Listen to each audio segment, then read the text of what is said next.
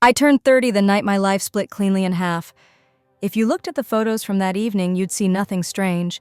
Just a blonde woman in a green dress, laughing under the dim chandeliers of a fancy Dallas restaurant called the Black Rabbit.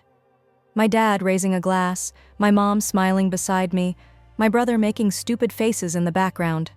Silver 3 and 0 balloons catching the light behind us. You wouldn't see the other table in the corner. You wouldn't see the other 30 balloons.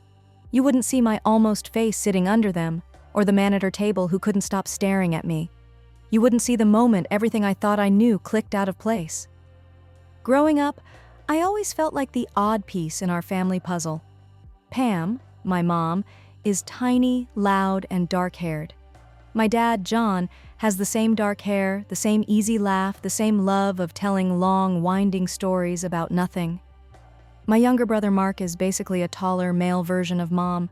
Dark hair, big grin, the kind of person who walks into a room and immediately belongs to it. And then there was me, blonde, pale, calm where they were loud, cautious where they were impulsive. They used to joke I'd been swapped in the hospital. "You're the neighbor's kid," Dad would tease when I rolled my eyes at their jokes. "Found you in the discount bin at Walmart," Mark would say. Mom would always swat them on the arm and say, "Stop it, she's mine." But there was always this tiny flicker in her eyes I couldn't name back then. Now I can. Fear. By 30, I had a good life. I worked in finance legal compliance for an investment firm downtown.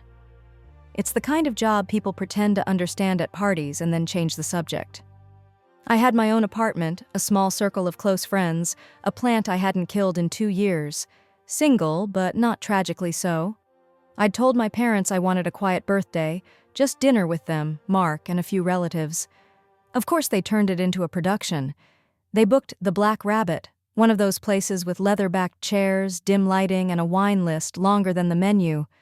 My Aunt Lisa and her kids came, plus 2 of my closest friends from work.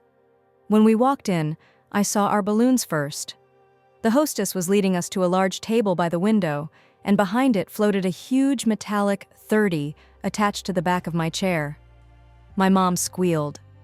"Look at that! My baby's 30! 30!" She squeezed my arm. "Careful, Mom, you'll bruise her," Mark said, dropping a kiss on my head. Then I noticed the other balloons.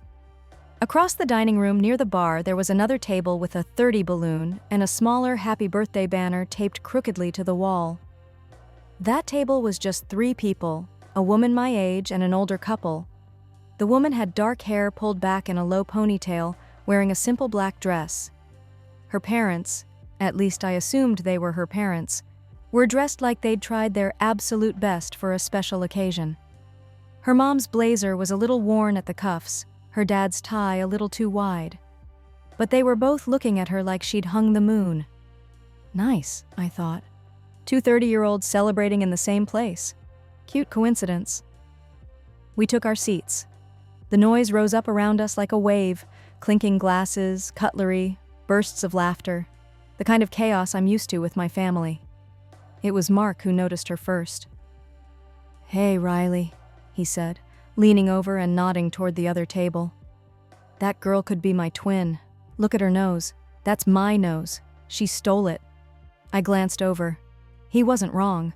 The woman's profile did look uncannily like Mark's. Straight nose, strong chin, the same dark hair, the way she tilted her head when she listened. Her laugh, when it drifted across the room, had the same bright, bubbling quality that my family always teased me for not having. "Oh my God," I said slowly. "She does look like you." "See?" Mark grinned.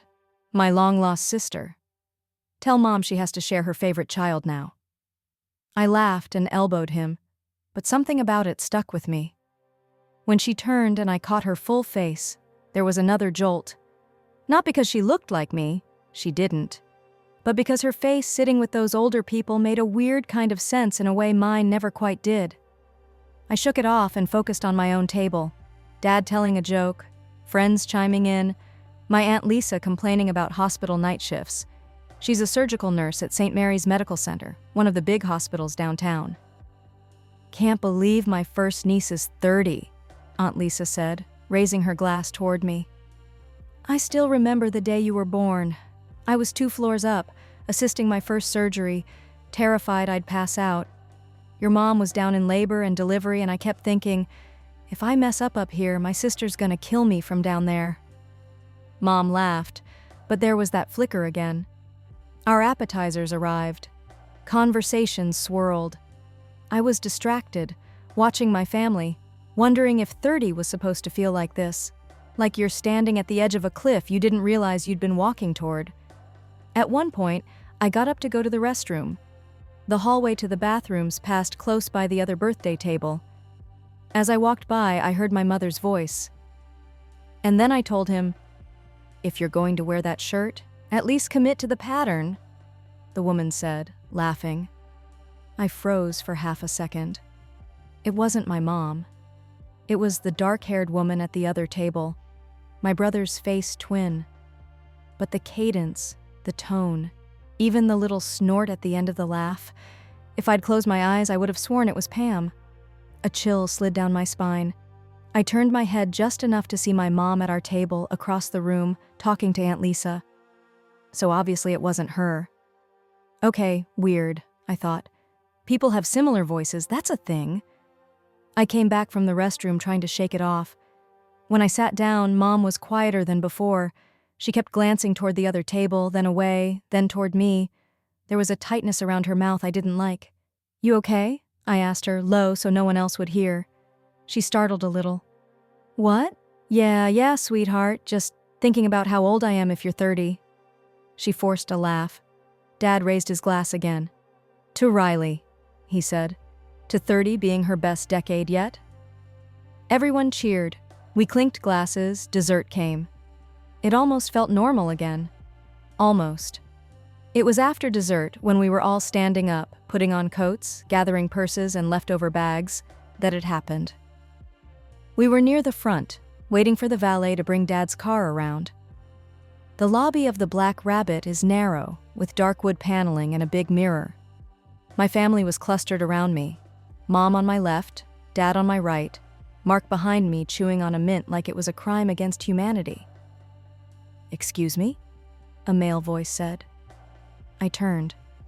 The dad from the other birthday table was standing there, hat in his hands. Up close, he looked older than my parents, maybe late 60s. Weathered face, deep lines around his eyes, the kind you get from squinting in the sun and laughing a lot. His tie was slightly askew. "Hi," I said carefully. "Sorry to bother you," he said. He had a soft Texas drawl, thicker than my parents'. "I just wanted to say, happy birthday." I glanced back at our table, at the big silver 30 balloon hovering behind my chair. "Thank you," I said, smiling politely. "Looks like your daughter's celebrating too?" He followed my gaze to their table, where the dark-haired woman, his daughter, was helping her mom into her coat. "Yeah," he said softly, something like pride and melancholy tangled in his voice. 30 today, big milestone. He looked back at me, and this time his eyes lingered in a way that felt less like a stranger staring and more like someone trying to solve a puzzle. "You from around here?" he asked. "Dallas," I said. "Born and raised." Behind me, I felt rather than saw my mom step a little closer, like she wanted to wedge herself physically between us. He nodded slowly. "Huh. We're from Indiana originally," he said. "Moved down here before our daughter was born for work. Thought we'd only stay a few years, but, well..." He gave a faint, crooked smile. "Life happens." My dad, who had been watching from a polite distance, stepped forward with his default social chuckle. "Small world, right?" he said. 2 30th birthdays in one night." "Yeah," the man said, still looking at me like he was trying to place me in a memory. "Just small world." "Your daughter looks a lot like my son," I offered, tilting my head toward Mark, who was currently making faces at my cousins. "We were joking about it earlier." That seemed to snap him out of it. He glanced over at Mark, then back at me, then shook his head with a breathy laugh. "Guess I'm not the only one seeing double tonight," he said. "Sorry, I didn't mean to bother you, He hesitated, then finished. "You reminded me of someone I used to know. That's all." He touched the brim of his hat in a little half-salute, old-fashioned and oddly sweet. "Have a good night. Happy birthday." "You too," I said. As he walked back toward his table, I saw his wife, Bonnie, though I didn't know her name yet, looking between him and me with a small frown. Their daughter followed his gaze to me, curiosity flickering across her face. Then the maitre d' was waving them toward the door, and the moment dissolved into the general noise of people leaving. My mom's fingers clamped around my forearm. "I didn't like that," she muttered. "What? He was nice," I said, surprised. "Just a little intense, maybe? Some stranger coming up and staring at you like that?" Her voice was too bright, too sharp. "Asking where you're from? It's creepy." Dad shrugged. "He seemed harmless, Pam. Probably just a sentimental guy. Their kid turning 30? Our kid turning 30? He was making conversation." Mom let out a tight little laugh that didn't reach her eyes. "Well, conversation's over. Let's go." The car ride home was quiet, which in my family is not normal. Dad hummed along to the radio. Mark tapped a rhythm on the back of my seat with his fingers. My Aunt Lisa had ridden with my cousins, so it was just the four of us. Mom stared out the window, her reflection pale and tight-jawed in the glass. "What was that really about?" I asked finally, twisting in my seat to look at her. "You acted like that man was about to kidnap me." She startled a little, then shook her head. "I told you. I didn't like the way he stared at you," she said. "Like he knew you. You're not a thing people get to claim just because you remind them of someone." "It wasn't that bad," I said. "He literally just said happy birthday and told me they were from Indiana." "And that you reminded him of someone," she shot back. "That's weird." Dad glanced at her. "Pam." "What?" she snapped, then immediately softened. "I'm just tired. It's been a long day. I'm allowed to be protective of my daughter." "I didn't say you weren't," Dad said, steering us onto the freeway. "But your shoulders have been up around your ears since dessert." I thought of the way Dad from the other table had looked at me, as if he'd seen my face before, in a different context, and the way my mom seemed more shaken by that than by anything else that night. "I mean, we did joke about me being switched at birth for like my entire childhood," I said, attempting a half-joking tone. "Maybe he's my real dad." I laughed to show I didn't mean it. No one laughed with me. The silence that followed was loud. "I don't like those jokes," Mom said quietly. "Never have." You're the one who used to say you found me in a basket on the hospital steps?" I pointed out. "That was before I understood how badly things can go wrong in hospitals," she said, voice tightening. The words landed and stuck. Before I understood. We drove past St. Mary's on the way back to my apartment, the huge hospital complex silhouetted against the city lights. We'd passed it 1,000 times over the years, always with some throwaway line from Dad. "There's your birthplace, kiddo." Tonight, no one said anything. Back in my apartment later, I lay in the dark, staring at the ceiling. The evening played on a loop in my mind. The double 30 balloons, the woman who laughed like my mom, the man who looked at me like a ghost. It wasn't any one thing, really. It was the way all the little pieces pressed together. My lifelong feeling of being out of place, the old switched at birth jokes, my aunt's stories about the chaos at St. Mary's the day I was born, my mom's reaction to a stranger simply asking where I was from. Individually, they were nothing. Together, they crawled under my skin and refused to leave. The next day at work, I was useless. Normally, my job is all about certainty. Regulations, rules, numbers, things that either match or don't. That day, every spreadsheet blurred. Every email felt like background noise to a much louder question. What if there's a reason I've always felt like the wrong puzzle piece? At lunch, I walked without thinking and ended up across the street from St. Mary's Medical Center. I watched people go in and out, expectant parents with overnight bags, nurses on smoke breaks, a doctor walking fast with a chart in hand. Somewhere inside, 30 years ago, a nurse had written my name on a card attached to a plastic bassinet. Or maybe she'd written someone else's and then fixed it. Or maybe she hadn't fixed it at all. Aunt Lisa's voice floated back to me. I still remember the day you were born. I was 2 floors up assisting my first surgery, terrified I'd pass out. Your mom was down in labor and delivery, and I kept thinking, if I mess up here, my sister's gonna kill me from down there. That floor was chaos that day. I went back to the office, pretended to work, and watched the clock crawl. By the time I got home that evening, I knew I couldn't just let it go. The not knowing was like an itch in a place I couldn't scratch. I opened Facebook and went to our big local group, Dallas Neighbors. I stared at the empty postbox for a long time, then typed, "Hi everyone. This is a bit of a long shot, but I'm looking for a woman who celebrated her 30th birthday at the Black Rabbit restaurant last night, Saturday. You were at a table with your parents and had a 30 balloon. If this is you, could you DM me? There's something I'd like to ask you about. Not a scam, I promise." I hit post before I could change my mind. A few hours later, a message popped up from a stranger. "Hi, this is Catherine. My friend sent me your post from the Dallas group. I did celebrate my 30th at the Black Rabbit last night with my parents. Is everything okay?" My heart thudded. "Hi, Catherine," I wrote back. "Yes, everything's fine, I promise. I think I was at the other table with the 30 balloon.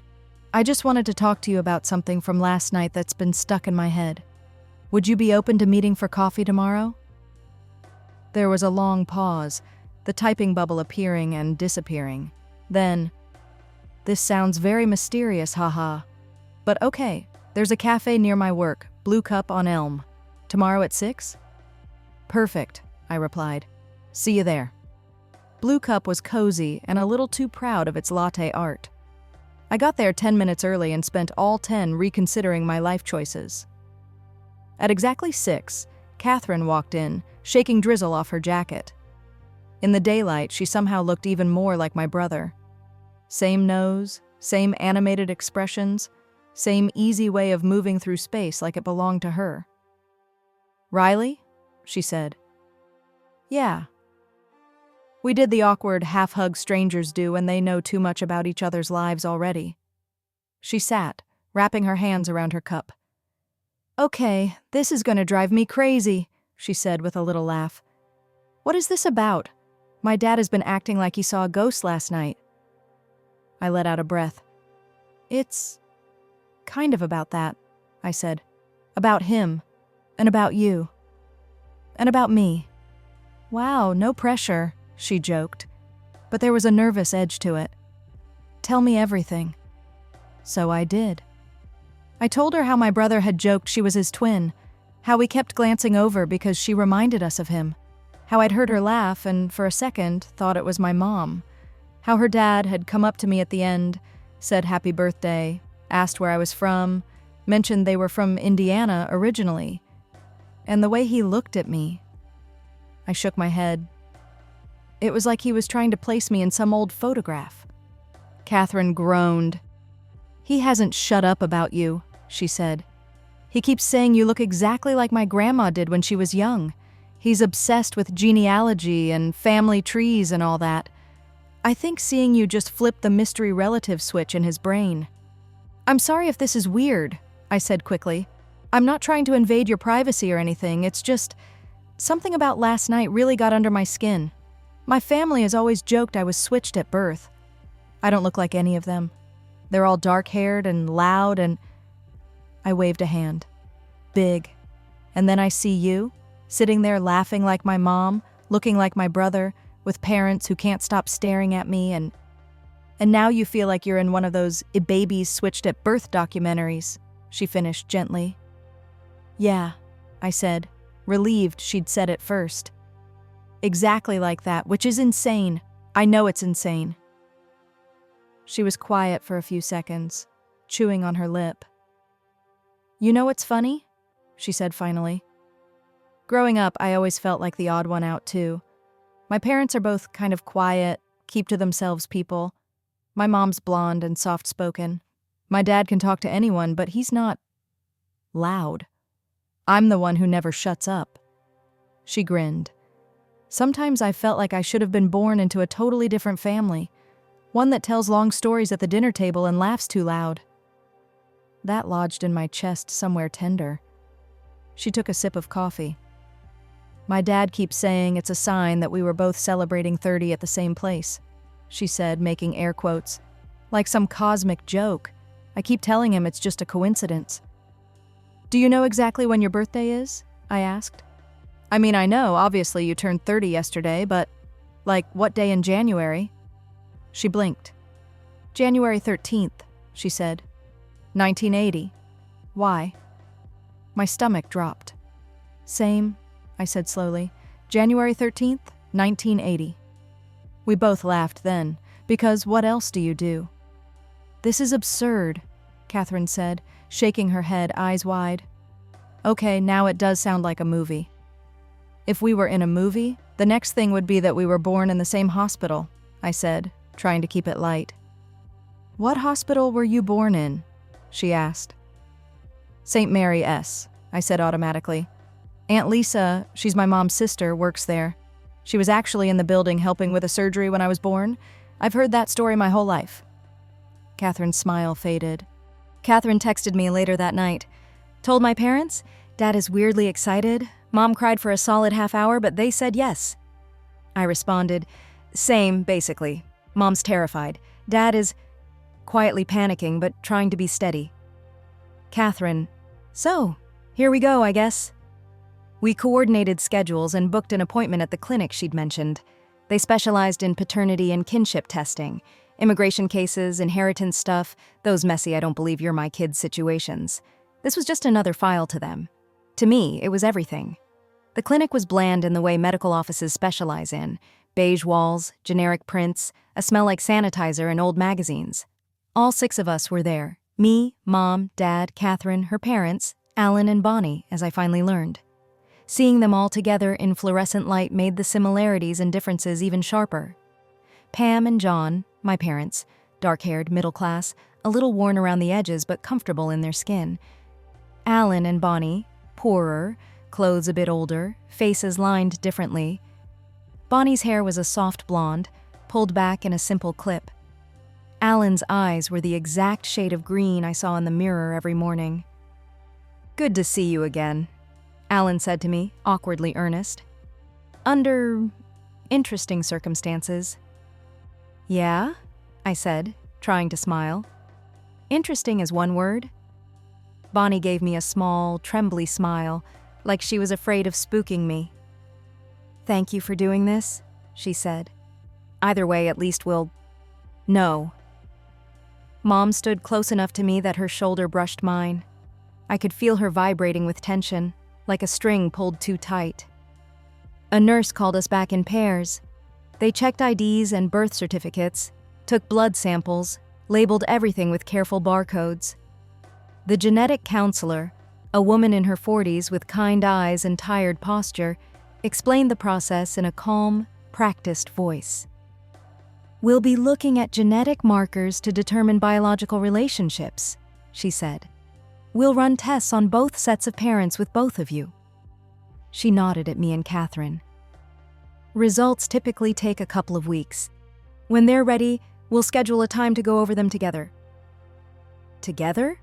Mom echoed, faintly horrified.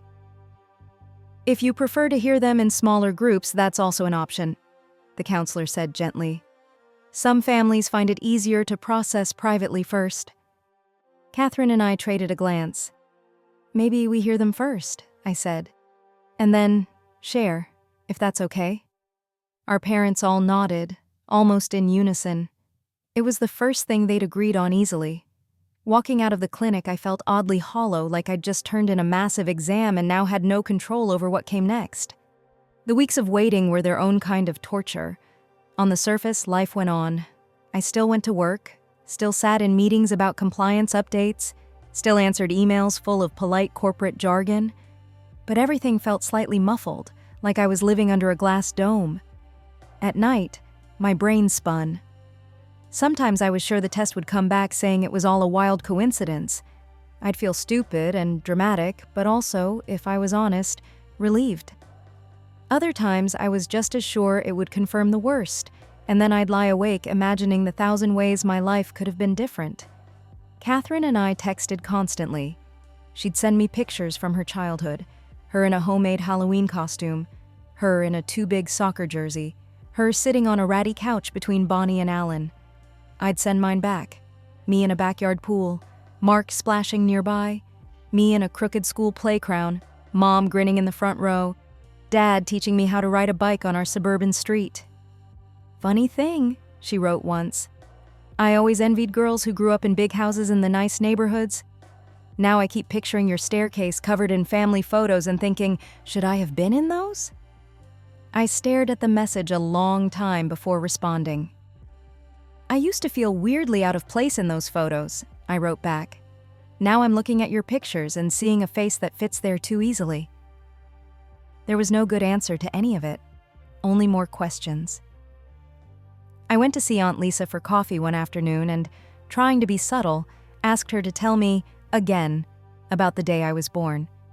She launched into the familiar story, laughing at herself, how she'd been terrified of fainting in the operating room during her first surgery, how she kept thinking about Mom downstairs in labor, how the maternity floor had been, in her words, a zoo.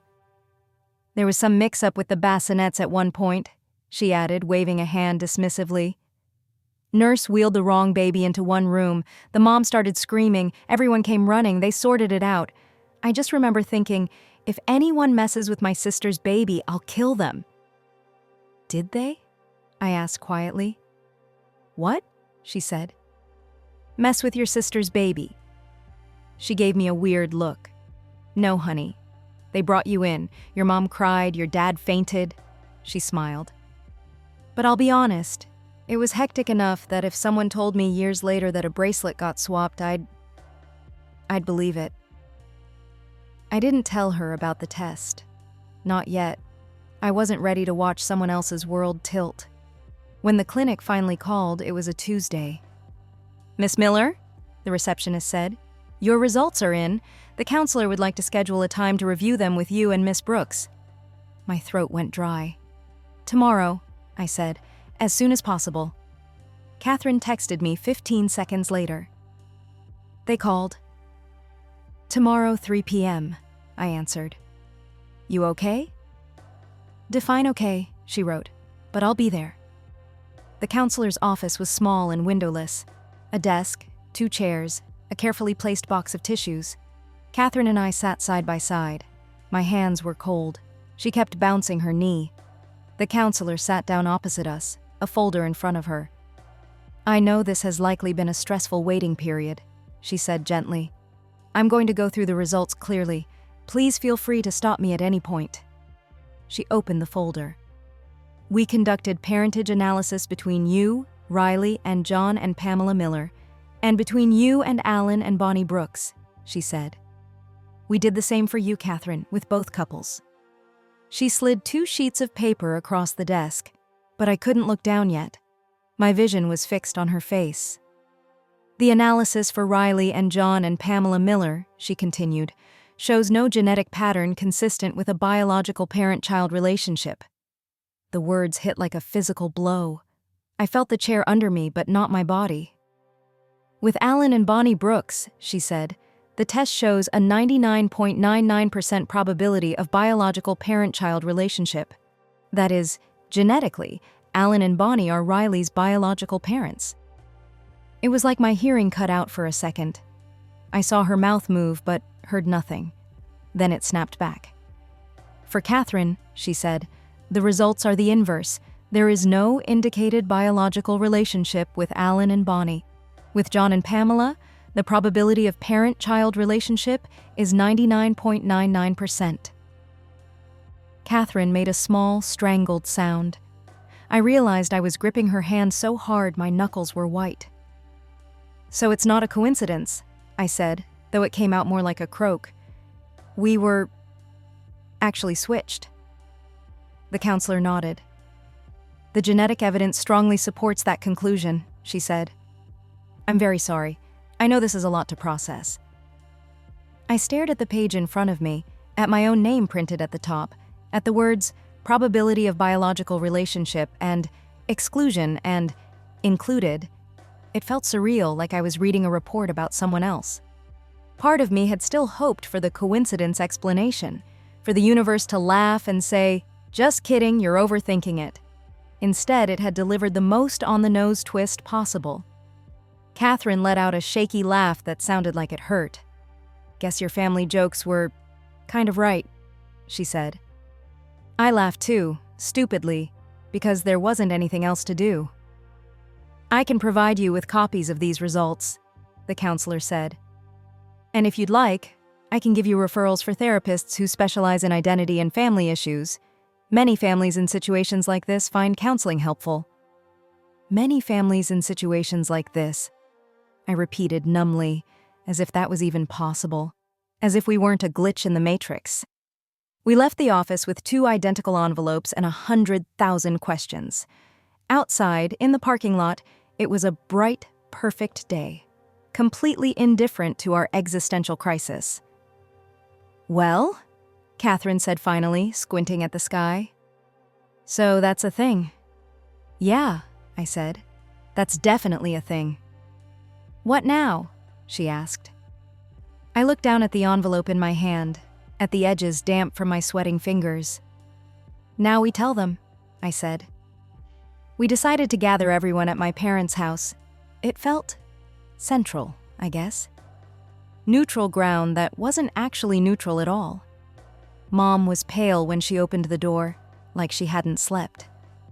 Dad hovered behind her, stiff and quiet. Catherine arrived with Alan and Bonnie, all 3 of them looking equally strung out. We sat around the dining table, the same one where we'd had 100 family dinners, holiday spreads, birthday cakes. Catherine and I laid the printed results down in the middle. No one reached for them at first. The silence was thick. Finally, Dad picked up the top page. His eyes scanned the lines. His face changed. First confusion, then recognition, then devastation. He handed it to Mom with shaking fingers. She read 3 lines and then made a sound I will never forget, half gasp, half wounded animal. "No," she whispered. "No, no, no." Across from them, Alan and Bonnie leaned over the other page together. Bonnie's hand flew to her mouth. Alan swore under his breath, then looked up at me like he was seeing me for the first time and the 100th all at once. "It's true," he said hoarsely. They really did it. They really switched you." He looked at Bonnie, then at Catherine. "Baby, His voice cracked. Catherine's eyes were shining with tears, but she tried to smile at him. "I'm still me," she said softly. "I didn't poof into someone else because of a piece of paper." Pam, my mom, suddenly stood up. She rounded the table and pulled Catherine into a fierce hug. Catherine stiffened, then melted into it. "I'm so sorry," Mom sobbed into her shoulder. "I should have known. I don't know. Done something. You're my girl too, and I didn't even... God." Catherine hugged her back, crying now. "You didn't do anything wrong," she said. "You raised your daughter. They just gave you the wrong one." Dad looked at me, eyes red and wet. "You are my daughter," he said, every word pushed out like it weighed a ton. "I don't care what those tests say. I don't care what some nurse did 30 years ago. You are my kid." "I know," I said, my own voice breaking. "You're my dad. Nothing changes that." Bonnie reached across the table, fingers shaking. "Riley," she said softly, I don't know what I'm allowed to say. I don't want to take you from them. They clearly love you. They've loved you your whole life." Her eyes filled again. "But if you ever want to, come over, talk, ask questions, be part of our lives. We would be so grateful." Alan nodded, swallowing hard. "We lost 30 years with you," he said. That's on the hospital, on the people who messed up, not on any of us. But if we can have 10, 20, 30 from now on, I don't want to waste them being scared." There was so much crying after that I lost track of who was comforting whom. Someone mentioned suing the hospital. Someone else talked about how long ago it was, about records, about statutes of limitations. It all blurred. What cut through was simpler. Apologies, reassurances, the repeated phrases of people trying to rebuild a world that had cracked open. "I feel like I don't belong anywhere," I said at one point, voice small, like I'm half here, half there, and not fully in either. Mom took one of my hands. Bonnie took the other. "Then we'll just have to make 2 anywheres for you," Mom said, squeezing my fingers. "You don't have to pick one." "She's right," Bonnie said. "You shouldn't have to choose between the people who raised you and the people whose DNA you have. You're allowed to have all of us." It was messy and raw, and nothing like a neat movie ending. Nobody stormed out dramatically. Nobody instantly accepted everything either. There were too many emotions for a single afternoon. But under all of it, there was something steady. Nobody wanted to lose anyone. A few days later, after a blur of calls and half-slept nights and a couple of tentative texts from Bonnie, "Made your favorite pie, well, Catherine's favorite. Maybe it's yours too?" I found myself driving to Oakview, to their house, to my other house. It was late afternoon. The sun was low, throwing long shadows across the small, neat front yards. Kids were riding bikes. A dog barked somewhere down the block. I parked across the street and sat there for a minute, engine off, hands on the wheel. I could have driven away. Pretended I'd never seen the test results, never met Catherine, never locked eyes with Alan across a noisy restaurant. But I hadn't gone through all of this just to run now. I got out, crossed the street, walked up the short path. The Brooks plaque by the door looked back at me like a dare. I knocked. Footsteps. The sound of a lock turning. Then the door opened. Alan stood there in a worn t-shirt and jeans, glasses low on his nose. Up close, in the warm light of the hallway, the resemblance between us was undeniable. My eyes, his jaw, a tilt to his smile that I'd seen in the mirror and assumed was just mine. "Hey," I said, suddenly shy. "Hey," he echoed, voice thick. "Come in." The house was small and cozy, lived in. Faded couch, crocheted throw blanket, family photos everywhere. Catherine as a baby, missing front teeth, high school graduation. Alan in work boots, Bonnie younger, hair darker, holding a newborn that wasn't me but could have been. There was an ache in my chest looking at those pictures. Not jealousy exactly, more like phantom memories. A life I could almost imagine but had never had. Bonnie came out of the kitchen, wiping her hands on a dish towel. When she saw me, she froze for half a second, then smiled. "You came," she said. "Yeah," I said. "I thought I should see where I would have been grounded for sneaking out in high school." She laughed, and the tension eased a notch. "Oh, you would have been grounded a lot," she said. "Catherine was a handful." "Still is," Alan added fondly. We sat at their kitchen table with coffee and the pie Bonnie had texted me about. "Just in case you like berries, too." We talked in slow circles at first. About work, about the weather, about safe, boring things. Then it deepened. They asked about my childhood, my favorite teacher, whether I liked camping or hated it. I asked about their lives, their neighborhood, the traditions they'd built with Catherine. There were pauses where no one knew what to say, and then one of us would fill them with a too honest comment, and the conversation would stumble forward again. At one point, Bonnie looked at me with wet eyes and said, very softly, "You look like the baby I used to dream about before I knew what my daughter looked like." The lump in my throat made it hard to answer. "You look like the mom I always assumed I'd have if I had blonde hair," I managed, half joking, half not. We all laughed, a little watery. When I stood up to leave, the sky outside had gone pink. Alan walked me to the door. On the porch, I turned back to him. "I've spent my whole life looking in the mirror and not seeing anyone I recognized," I said. "Now I see you. It's a lot." He swallowed. "I spent 30 years looking at your face in my imagination," he said. "I didn't know it was your face, but it was there, Hearing you say that, I don't have words, kiddo. The word kiddo hit me harder than I expected. I don't know what I'm going to call you, I admitted. You and Bonnie, or how often I'll be here or over there. I don't know what holidays will look like. I don't know any of it. We don't either, he said. There's no template for this. But whatever you decide, however much you want us around or don't, one thing doesn't change. What? I asked. I'm your dad, he said quietly. Not instead of John. Not more than him. Not less. Just also.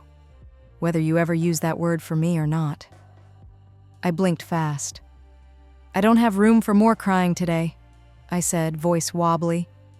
Me neither, he said, and we both laughed. Bonnie hugged me at the door, gentle and careful, like I was something precious and breakable. Driving away, I felt full and empty at the same time. On the way back, I stopped by my parents' house. Mom opened the door before I could knock, like she'd been waiting. Well? She asked. It was good, I said. Weird, emotional, but good. They're good people. I figured they'd have to be, she said. You didn't come from trash. She tried to smile. It came out crooked. I stepped forward and hugged her. You're stuck with me, I said into her shoulder, no matter how many extra parents show up. Good, she said, voice muffled, because I do not share well. I wish I could end with a neat bow. We all sued the hospital, got a huge payout, became best friends, and started a support group for swapped-at-birth kids. That's not how life works. There are lawyers now, trying to dig up old files. There are therapists, helping us untangle identity and loyalty and grief. There are still moments where Mom flinches when she looks at Catherine, or where I feel like an intruder in the Brooks kitchen. But there are also small, quiet miracles. Sunday dinners where we add leaves to the table and squeeze in extra chairs. Group texts where Dad accidentally texts the wrong daughter, and we all make fun of him. Photos where, for the first time, I see my eyes twice. Once on my face, once on Alan's. On my 31st birthday, we booked the Black Rabbit again. This time, there's one big table. 31 balloons bobbing overhead, tangled together. Catherine sits opposite me, making faces across the breadbasket. Pam and John sit side by side next to Bonnie and Alan, trading stories about our baby years like they were there together. When the waiter asks whose birthday it is, we both raise our hands. Long story, I say, grinning. It's still bittersweet. I still have nights where I lie awake wondering who I would have been if that nurse had glanced at one more bracelet, but I'm slowly learning that I don't have to anchor myself to one what if. I was taken from one family at birth and given to another. That was their mistake. Letting both families into my life now, that part is mine. Thanks for watching. If you enjoyed this story, make sure to like, subscribe, and explore our channel for more love, betrayal, and redemption tales.